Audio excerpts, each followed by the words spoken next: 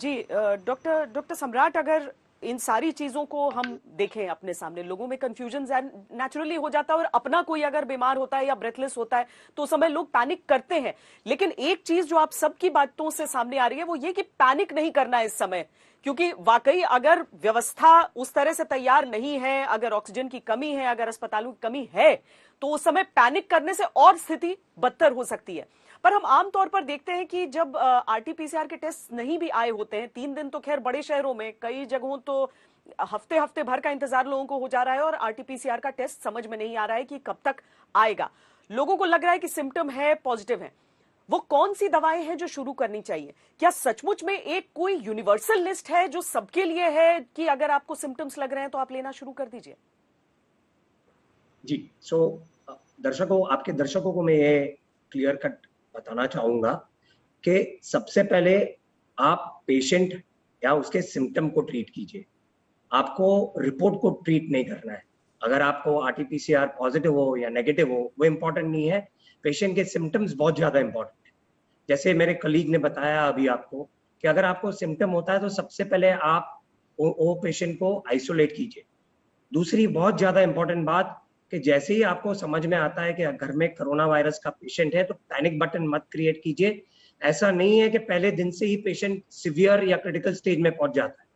वो पहुंचने के लिए इट्स अ ग्रेजुअल और a slow process. It gives you time मिलता है।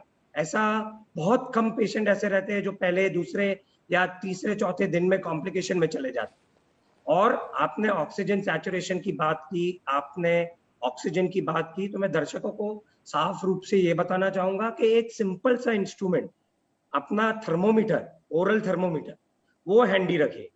दर 4 घंटे में आपका ओरल टेम्परेचर नापते रहिए। वो अगर टेम्परेचर आपका 100 या 100 के ऊपर रह रहा है और वो कंटिन्यूसली 5-6 दिन क्रॉस कर चुका है, तब जाके आपको आपकी अप्रोच चेंज करने की जरूरत है। फिर भी पैनिक होने की जरूरत नहीं है। 6-7वें दिन पे आप आपके डॉक्टर के नोटिस में लाइए कि हाँ सर, कि मेरा ऑक्सीजन अभी तक गिरा नहीं है लेकिन टेम्परेचर 7 दिन के ऊपर हो गया है। I am sure your doctor will change the approach. Steroids की जरूरत रहेगी तो स्टेरॉइड्स चालू करेंगे। अगर हॉस्पिटलाइजेशन की जरूरत रहेगी तो वो हॉस्पिटल के लिए बेड आपको ढूंढ के देंगे।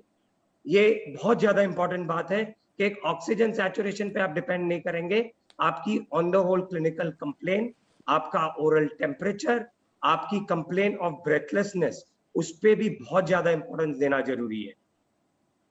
और तीसरी और महत्वपूर्ण बात यह है कि आप खुद से डिसाइड मत कीजिए कि हमको ये हॉस्पिटल जाना है, नहीं डॉक्टर हमको प्राइवेट हॉस्पिटल में चाहिए, नहीं ये बेड नहीं मिल रहा है, हमको एक 5 स्टार रूम चाहिए जिसमें रहे। अभी ये समस्या इस तरह से है कि आपको जहां पे भी बेड मिली, जहां पे भी उपलब्धि मिली, मेडिकल फैसिलिटी जहां पे भी थोड़ा बहुत आपको उत्पन्न हुआ, तो उसको, वो अपॉर्चुनिटी को आप जाने मत दीजिए, उसको ग्रैब कीजिए, उसको पकड़ लीजिए। जी, संयम से काम लेना है, और जैसे ही लगे कि सिम्टम्स हो गए हैं वैसे ही खुद को कम से कम घर के बाकी लोगों से अलग करके आइसोलेट कर लेना है। डॉक्टर से फोन पर बात करके संपर्क किया जा सकता है, वर्चुअल भी आजकल लोग कंसल्टेंसी कर रहे हैं।